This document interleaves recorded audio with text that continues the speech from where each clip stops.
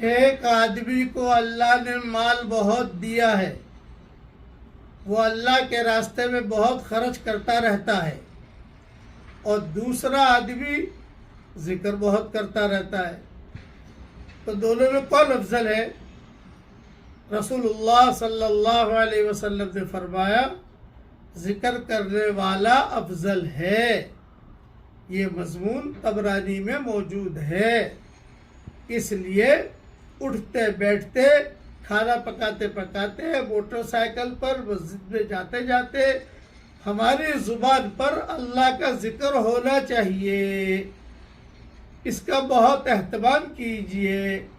میں مدینہ منورہ سے دعا کرتا ہوں کہ اللہ تعالی ہم سب کو حلال مال و منال بھی بہت دے، اور اللہ تعالی ہم سب کو خوب ذکر کرنے کی توفیق بھی دے۔ اللہ تعالیٰ یہ دعا پوری امت کے مردوں اور عورتوں کے لیے قبول فرمائے، آمین۔